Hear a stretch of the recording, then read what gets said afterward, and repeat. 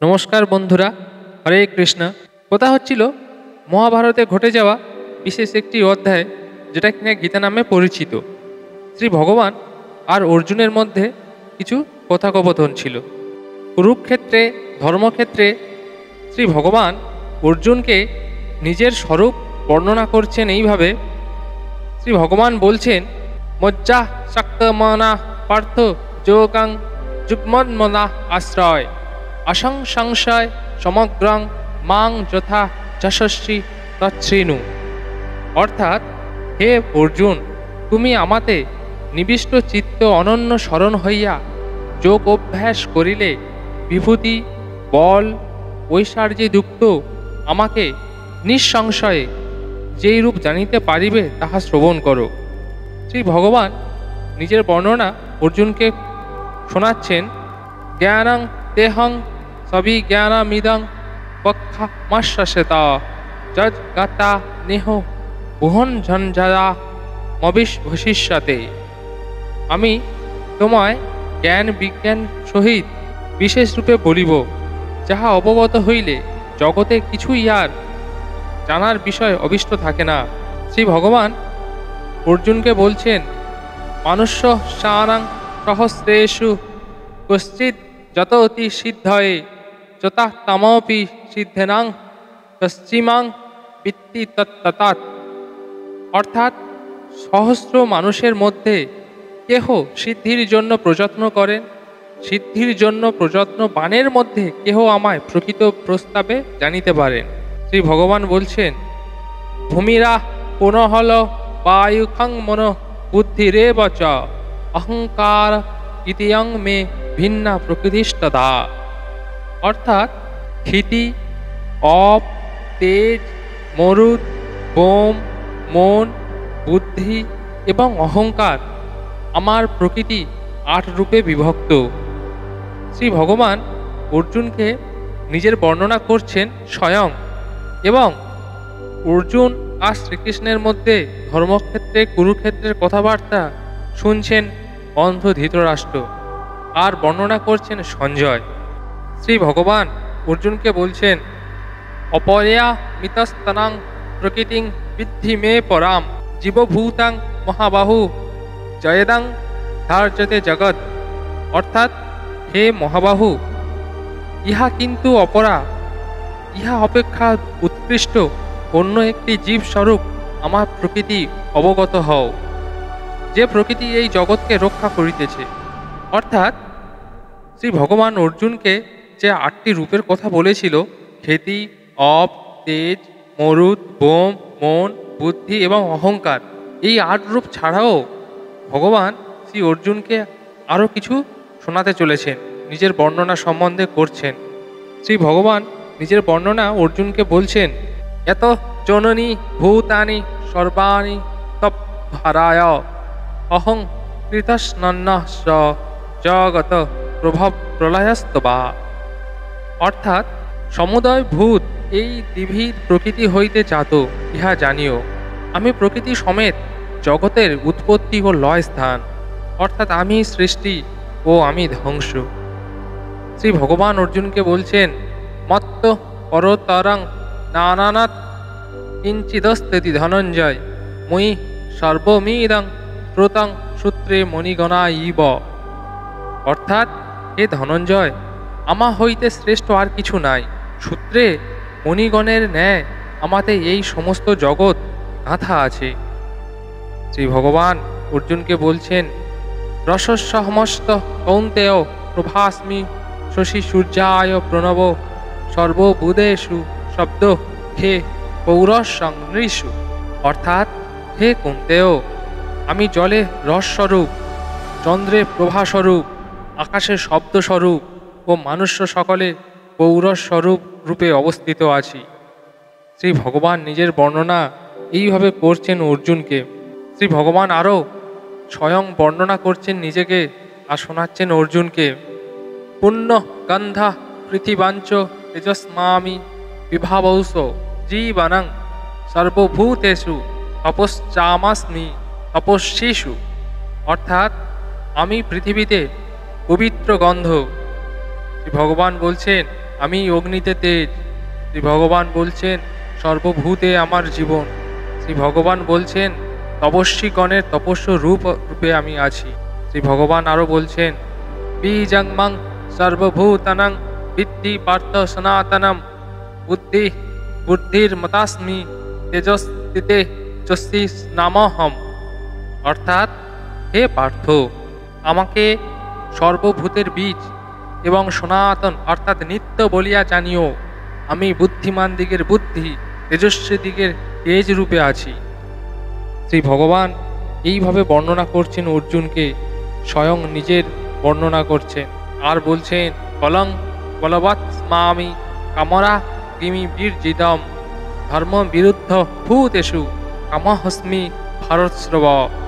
অর্থাৎ হে ভারতশ্রব অর্জুন, আমি বলবান দিগের কামরাগ সম্পর্ক শূন্য বল অর্থাৎ সাধন ধর্মানুষ্ঠান দ্বারা প্রাপ্ত সামর্থ্য ও প্রাণীগণের ধর্মের অবিরুদ্ধ কাম অর্থাৎ আত্মকর্ম দ্বারা প্রবোধরূপ ও পুত্রোৎপত্তির উপযোগী কামরূপে অবস্থিত আছি। শ্রী ভগবান নিজের বর্ণনা করছেন, বলছেন যে জৈব সত্তিকা ভবা রাজস্তামাসা যে মত্ত এ বতি তান বিদ্ধি ন তহং তেষু তে মই। অর্থাৎ যে সকল সাত্ত্বিকভাবে, রাজসিকভাবে ও তামসিকভাবে সে সকল আমা হইতে উৎপন্ন জানিও। আমি সেই সকল নাই, কিন্তু সে সকল আমাতে আছে। শ্রী ভগবান বলছেন ত্রিভি গুণর্ময়ী ভবৈরবি সর্বমেদং জগৎ মোহিতং নাভি জানাতি মমেভ্য পরমব্যায়াম। অর্থাৎ এই ত্রিবিধ গুণময় ভাব সকল কর্তৃক মোহিত এই সমুদয় জগৎ, এই সকল ভাবের অতীত ও নির্বিকার আমার স্বরূপ জানিতে পারে না। শ্রী ভগবান বলছেন দৈবী হস্যা গুণাময়ী মম মায়া দুরত্তায়া মমেব যে প্রবদ্যন্তে মায়ামেতং তরন্তি তৈ। অর্থাৎ এই সত্তাদি গুণ বিকারময়ী অলৌকিক আমার মায়া নিশ্চয়ই দুস্তরা, যাহারা আমাকে পান তাহারা এই দুস্তরা মায়া অতিক্রম করেন। শ্রী ভগবান বলছেন নামং দুষ্কৃতিন মূঢ়া প্রপদ্যন্তে নরাধম মায়ায়া প্রপর্জানা অসুরং ভবমিশ্রিত।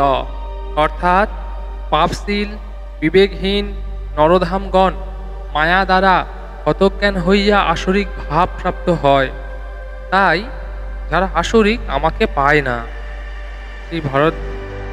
শ্রী ভগবান বলছেন চতুর্বিদ্যা ভজন্তে মাং জানা সুকৃতিন অহর্জন আর্ত জিজ্ঞাসুরতিথৈ জ্ঞানী চ ভারতশ্রব। অর্থাৎ হে ভারতশ্রেষ্ঠ অর্জুন, আর্ত আত্মজ্ঞানেচ্ছু আতীর্থী ও পরলোক ভোগাসনভূত অর্থাৎ আত্মজ্ঞানী এই চার প্রকার সুকৃতি ব্যক্তিরা আমাকে ভোজনা করেন। ভগবান কি বললেন যে ভগবানকে কারা ভালোবাসেন? এই জগতে চার প্রকার মানুষের চরিত্র আছে যারা কিনা ভগবানেরকে ভালোবাসেন, ভগবান তাদেরও ভালোবাসেন। এই চার প্রকার গুণের অধিকারী হলেন আর্তা, আত্মজ্ঞানেচ্ছু, অতীর্থী এবং আত্মজ্ঞানী। এই চার প্রকার চরিত্রের ব্যক্তিরা ভগবানকে ভালোবাসে, আর ভগবান এই চার প্রকার চরিত্রের লোকদেরকেও ভালোবাসে। শ্রী ভগবান বলছেন তেষাং জ্ঞানী নিত্যযুক্ত এব এক ভিত্তি বিশিষ্যতে প্রিয় হি জ্ঞানীনহর্তমশ্চ স চ মম প্রিয়া। অর্থাৎ তাহাদের মধ্যে সর্বদা আমাকে নিষ্ঠাবান এবং একমাত্র আমাকে ভক্তি বিশিষ্ট জ্ঞানী শ্রেষ্ঠ। আমি জ্ঞানীর অতিশয় প্রিয়, যিনি জ্ঞানী তিনি আমার প্রিয়। শ্রী ভগবান বলছেন ইদারা সর্ব এবৈত জ্ঞানী ততৈব মে মতম অস্থিত স হি যুক্তাত্মা মামে বানুত্তনম গৌতিম। অর্থাৎ ইহাদের সকলেই মহান, কিন্তু জ্ঞানী আত্মার স্বরূপ, এই আমার মত। শ্রী ভগবান বলছেন সেই জ্ঞানী সর্বোত্তমা গতি আমাকেই আশ্রয় করে, শ্রী ভগবান আরও বলছেন, বহুনাং জন্মা জন্মান্তে জ্ঞানবান মাং প্রপদ্যতে বাসুদেব সর্বমিতি স মহাত্মা সুদুর্লভ। অর্থাৎ ভগবান বলছেন, বহু জন্মের পর জ্ঞানবান এই চরাচর বিশ্বই বাসুদেব সেই জ্ঞানে আমাকে প্রাপ্ত হন, তেমন মহাত্মা সুদুর্লভ। শ্রী ভগবান বলছেন, কামৈস্তৈস্তেই তৈস্তে হৃতাজ্ঞানা প্রাপদ্যস্তে অন্য দেবতা তাং তং নিয়মাবস্থা প্রকৃতা নিয়তা সয়া। অর্থাৎ অর্থাৎ কামনায় হৃতজ্ঞান ব্যক্তিরা সেই সেই দেবতার আরাধনায় সেই সেই নিয়ম অবলম্বন করিয়া স্বীয় প্রকৃতিতে নিয়মিত হইয়া অন্য দেবতা সকল ভজন করিয়া থাকে। যো যো জাং জাং তুরাং ভক্তা শ্রদ্ধায় চতুর্মিচ্ছিতি তস্য তস্য চালং শ্রদ্ধা তমেব বিদ্ধমম। যে যে ভক্ত দেবতা রূপ যে যে মূর্তিকে শ্রদ্ধা সহকারে অর্চনা করিতে প্রবৃত্ত হয়, আমি সেই সেই ব্যক্তির সেই সেই মূর্তি বিষয়ক তাদৃশ দৃঢ় শ্রদ্ধা বিধান করি। শ্রী ভগবান বলছেন, স তয়া শ্রদ্ধায়া যুক্তন্তঃসারধামনিমিতে লাভতে চ তৎ কামান মৈব বিহিতান হিতান। অর্থাৎ সেই ভক্ত সেই রূপ শ্রদ্ধাযুক্ত হইয়া তাহার আরাধনা করে, তদন্তর আমা কর্তৃক বিহিত সেই কামনা সকল লাভ করেন। শ্রী ভগবান বলছেন, অন্তঃভূত ফলাং তেষাং তত্তম ফলাৎ মেধস্তাম দেবানা দেবজো জান্তি মদ্ভক্তা জান্তি মাম্পি। কিন্তু ক্ষুদ্র দৃষ্টি যাহাদিগের সেই সকল বিনাশীল দেবযাজীরা অন্তবিশিষ্ট দেবগণকে প্রাপ্ত হয়, আমার ভক্তগণ অনাদি অনন্ত পরমানন্দ রূপ আমাকে পান, অর্থাৎ আমি হইয়া যান। শ্রী ভগবান বলছেন, অব্যক্তাং ব্যক্তি মাপন্নং মন্যতে মাম বুদ্ধায় পরং ভাব জ্ঞানন্ত মামা বয়ম মুত্তনম মম। অল্প বুদ্ধি মানবগণ আমার নিত্য সর্বোত্তম পরম স্বরূপ না জানিয়া মায়াতীত আমাকে ব্যক্তিভাব বা মনুষ্য মৎস্য কুর্মাদি স্থলরূপে প্রকাশময় ভাবে প্রাপ্ত মনে করিয়া থাকে। শ্রী ভগবান বলছেন, নাহং প্রকাশ সর্বস্ব যোগ মায়া সমাবৃতা মূঢ় হয়ং নাভিজানাতি লোক মাম জম বায়াম। অর্থাৎ আমি যোগমায়ায় সমাবৃত বলিয়া সকলের নিকট প্রকাশ নহি। মূঢ় অর্থাৎ অজ্ঞান রীতি মেরাচ্ছন্ন ব্যক্তি, এই জীবলোক জন্মরহিত নিত্যস্বরূপ আমাকে জানিতে পারে না। বেদাহং সমিতানি বর্তিমানি চার্জুন ভবিষ্যানি চ ভূতানি মন্ত বেদ ন কশ্চন।